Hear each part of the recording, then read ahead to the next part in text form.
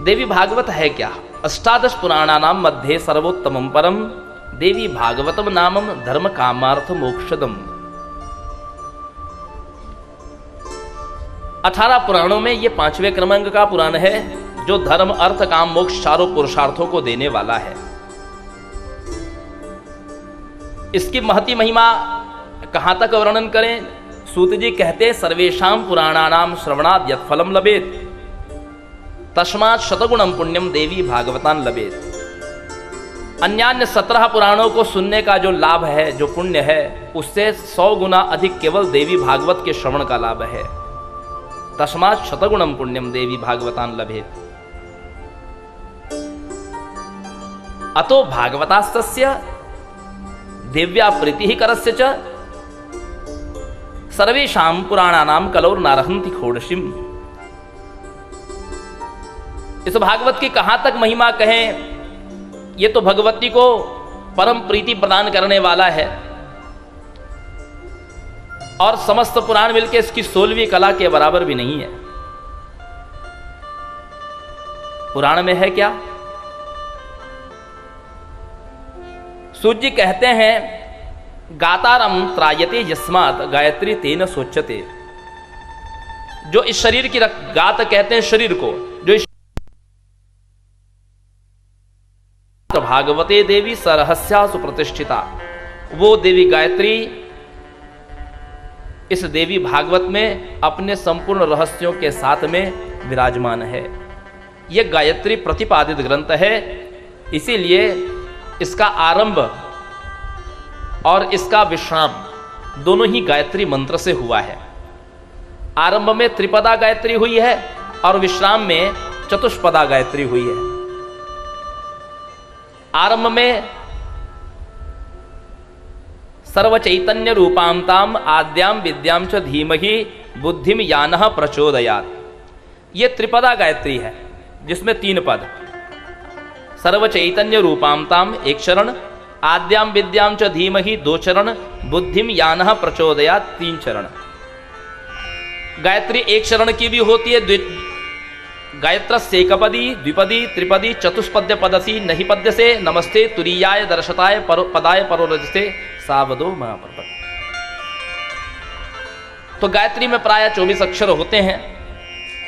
गायत्री मंत्र की महिमा का कल हमने थोड़ा वर्णन किया था कि गायत्री में कुछ शब्द होते हैं जिससे पता चलता है कि गायत्री मंत्र है। जैसे एकदंताय विद्महे विद्महे, वक्रतुंडाय धीमहि धीमहि, तन्नो दंती प्रचोदयात् प्रचोदयात्। तो ये जो शब्द है इससे हमको ये पता चलता है कि ये गायत्री मंत्र है। प्रत्येक देवता की गायत्री है। नारायणाय विद्महे वासुदेवाय धीमहि तन्नो विष्णु प्रचोदयात्।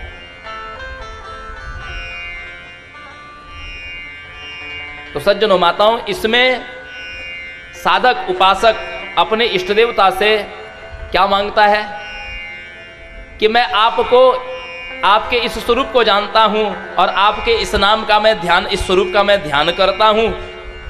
वो भगवान, वो मेरे इष्ट देव मेरी बुद्धि को सत्कार्यों की ओर प्रेरित करें।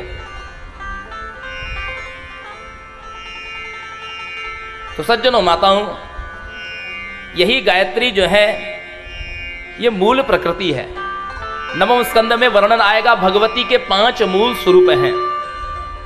वैसे मां के असंख्य रूप हैं, अनेकों रूप हैं। मां के असंख्य नाम है। न नामनाम संख्याम ते कथित मिह योग्योस्तु पुरुषः, वेद कहते हैं। अकारादि छकार पर्यंत ही, असे अकार से लेके छकार पर्यंत ऐसा कोई अक्षर नहीं है जिससे मां के नाम न आते हों। और प्राचीन समय में, आज से कुछ वर्ष पूर्व तक, लोग अपने जो भी बच्चा होता था तो उसका नाम देवी के नाम पर ही रखते थे। पुरानी जितनी भी महिलाएं होंगी, माताएं यहाँ बैठी होंगी, उनका कोई ना कोई देवी का ही नाम होगा। किसी का नाम गायत्री होगा, किसी का गौरी होगा, किसी का दुर्गा होगा, किसी का लक्ष्मी होगा, किसी का शारदा होगा, किसी का सरस्वती होगा। यही सब नाम पहले रखते थे। अच्छा, ये नाम की विशेषता ये है कि ये नाम बाल्यकाल में भी बहुत सुंदर लगते हैं, युवावस्था में भी यदि संबोधित किया जाए तो भी बहुत अच्छे लगते हैं, और वृद्धा हो जाए, 100 साल की वृद्धा हो जाए वो माता, तो भी उसको ये नाम अच्छा लगता है, शोभित तो होता है। अभी जैसे आप बच्चों का नाम रखते हैं चिंकी, पिंकी या स्वीटी, अच्छा विचार करिए, जैसे छोटी सी कोई बालिका है उसका आपने स्वीटी नाम रखा, छोटा सा वो छोटी सी गुड़िया जैसी है। स्वीटी का अर्थ होता है, स्वीट का अर्थ होता है मीठा, मधुर। छोटी सी बच्ची को आप स्वीटी कहिए तो बहुत अच्छा लगता है। अच्छा यदि वो 60 साल की बुढ़िया हो जाए, 70 साल की बुढ़िया हो जाए, उसके पूरे दांत निकल जाए, झड़ जाए, उसको आप स्वीटी कहेंगे तो कैसा लगेगा? उस समय आप उसको स्वीटी कह सकते हैं? नहीं कह सकते, शोभित नहीं होगा नाम। लेकिन एक छोटी सी मैंने अपनी बिटिया का नाम रखा है अंबिका। अंबिका, अच्छा ये मैंने नाम नहीं रखा, मेरी भतीजी है मुरली भैया की सुपुत्री, 10 साल की, तो हम सब बच्चों का हम नाम रखते हैं घर में, जो भी बच्चों का होता है परिवार कुटुंब में, तो हम बाबूजी के बाद में ये अधिकार हमको दिया कि आप नाम रखा करें। तो हम पुराणों में से ही भगवती के सहस्रनाम, पुत्र हुआ तो विष्णु सहस्रनाम में से निकाल लेते हैं, और नहीं तो फिर देवी के सहस्रनामों में से नाम निकालते हैं।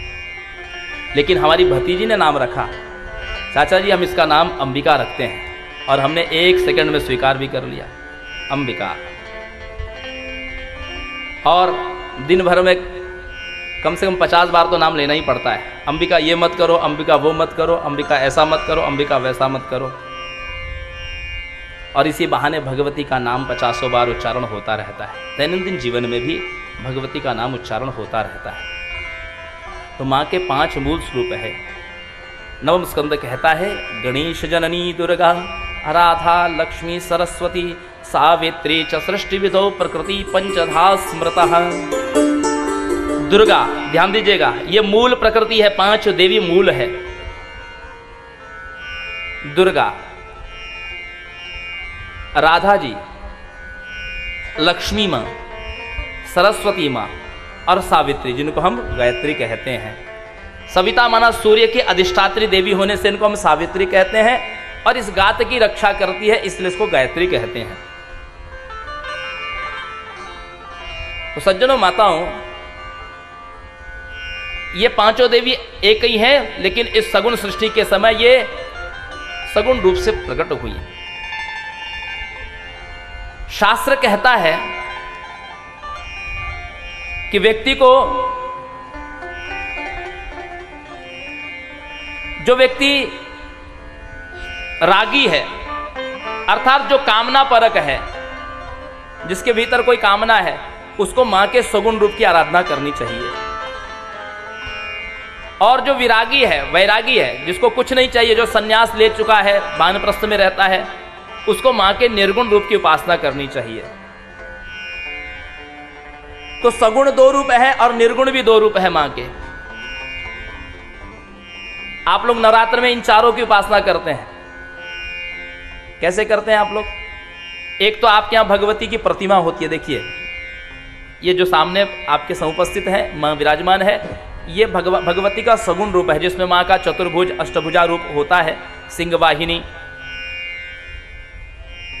सायुध सशक्तिका, यह भगवती का सगुण रूप है। दूसरा एक और सगुण रूप है मां का, वो है कुमारिका। 2 साल से लेकर के 10 वर्ष तक की जो कुमारिका होती है, वो कुमारिका पूजन करते हैं आप। ये 2 मां के सगुण रूप हैं। और 2 ही निर्गुण रूप की भी आप उपासना करते हैं नवरात्रों में। एक होता है यंत्र, उस यंत्र में बीजाक्षरों के द्वारा आप उस यंत्र में ही भगवती का धारणा करते हैं कि मां इसमें विराजमान है, और आप उस यंत्र की पूजा करते हैं। जैसे अभी मेरे साथ में है चक्रराज, जिसको श्री यंत्र कहते हैं। चूंकि मैं श्री विद्या से दीक्षित हूं, इसीलिए हमारे लिए चक्रराज की उपासना है। इस चक्रराज, ये चक्रराज ही ब्रह्मांड का स्वरूप माना गया है। इस चक्रराज की पूजा करने से ब्रह्मांड स्थित समस्त देवी देवताओं की पूजा का फल माना गया है। तो ये मां के निर्गुण स्वरूप की पूजा है। और दूसरा मां का निर्गुण रूप क्या है? ज्योति। आप अपने घरों में अखंड ज्योत रखते हैं। यहां भी आप देख रहे हैं कि मां अखंड ज्योत के रूप में विराजमान है। भगवती हम सब प्राणियों के भीतर भी ज्योति रूप से विद्यमान है। सज्जनों, माताओं, भगवती आपके भीतर साक्षात है, लेकिन कभी आपने प्रयास नहीं किया उसको देखने का। जबकि आपके मनुष्य जीवन का उद्देश्य ही यही है कि आप भगवती का साक्षात्कार करें। आपको क्या लगता है कि आपको ये शरीर किस लिए दिया गया? कॉन्वेंट स्कूल में पढ़ने के लिए, पैसा कमाने के लिए, विवाह करके परिवार बढ़ाने के लिए, घर मकान बनाने के लिए, अच्छा अच्छा भोजन, अच्छा अच्छा पहनावा पहनने के लिए, बड़ी बड़ी गाड़ियों में घूमने के लिए आपको ये शरीर इसलिए मिला है? आपको लगता है? नहीं। आहार निद्रा भयमैथुनंच सामान्यमेतत् पशुभिः नराणाम धर्मो हि तेषाम अधिको विशेषो धर्मेण हीना पशुभिः समानः। ये जो चीज़ आप कर रहे हैं ना, भोजन करना, मैथुन करना, सोना, ये पशु योनि में भी होता है। एक सुअर भी करता है और एक कुत्ता भी करता है। ये कीट पतंग भी करते हैं। भोजन करना उनका अपना आहार है। वो भी सोते हैं, उनको भी डर लगता है। संसार करके परिवार उत्पादन वो भी करते हैं। तो ऐसी क्या विशेषता है कि 84 लाख योनियों से गुजरता हुआ जब इस शरीर में आप आए हैं, तो इस शरीर में आपको क्या विशेषता है? तो सज्जनों, माताओं, ध्यान से सुनिए। ये शरीर में विशेषता यह है कि इस शरीर में आपके भगवती विद्यमान है। कहां पर है? अब ध्यान से सुनिएगा। मैं जहां शरीर का हिस्सा बताऊंगा वहां पर अपनी चेतना को लेकर के जाइएगा। अपना दाहिना हाथ पीछे लेकर के जाइए। आप पीछे आपकी रीढ़ की हड्डी है, स्पर्श करिए वहां पर। यह रीढ़ की हड्डी है। इसको एकदम नीचे जहां से शुरू होती है वहां लेके जाइए हाथ। जहां से शुरू होती है नीचे से, उसके पास में एक चतुर्दल है। चाहे तो नेत्र बंद करके भी ध्यान कर सकते हैं आप। उस चतुर्दल के ऊपर में रीम बीज लिखा हुआ है। रीम, जिसको रिलेखा कहते हैं। ह र ई म, इसमें 4 स्वर हैं। ह र ई म। हकार स्थूल देह है, रकार सूक्ष्म देह है, इकार कारण शरीर है, और मकार साक्षात भगवती। ये चारों स्थूल, सूक्ष्म, कारण और साक्षात भगवती पूर्ण ब्रह्म, ये चारों स्वर मिलाकर के बनता है ह्रीम। इसको कहते हैं हृलेखा। ये आपके भीतर है, वहां पर मूलाधार केंद्र में। अच्छा, उसके ऊपर में भगवती कैसी सोई हुई है? भगवती का स्वरूप कैसा है? वहां पर ये चतुर्भुज अष्टादश भुज रूप नहीं है मां का। वहां पर मां का रूप कैसा है? जैसे दीपक की अग्नि शिखा कैसी होती है, थोड़ी सी पीली, थोड़ी सी लाल, ऐसी दीप शिखा की भांति पतली सी, 3.5 फेरा मारे, जैसे सांप गेंडुरी मार करके कैसा बैठा रहता है सर्प, ऐसे ही ये 3.5 गेंडुरी मारे हुए, 3.5 फेरा लगाए हुए वहां पर विराजमान है। तो क्या कर रही है? क्या कर रही है इस समय? वो इस समय सोई हुई है, सुषुप्त है। सुषुप्त है। कब से सुषुप्त है? जब से आपका जन्म हुआ है तब से सुषुप्त है। कब जागेगी? नहीं कह सकते। जब तक आप प्रयत्न न करें तब तक जाग नहीं सकती। और यदि आपने इसको जगाया नहीं, ध्यान से सुनिएगा, सावधान होकर के सुनिएगा, मेरी बात को संभालिएगा।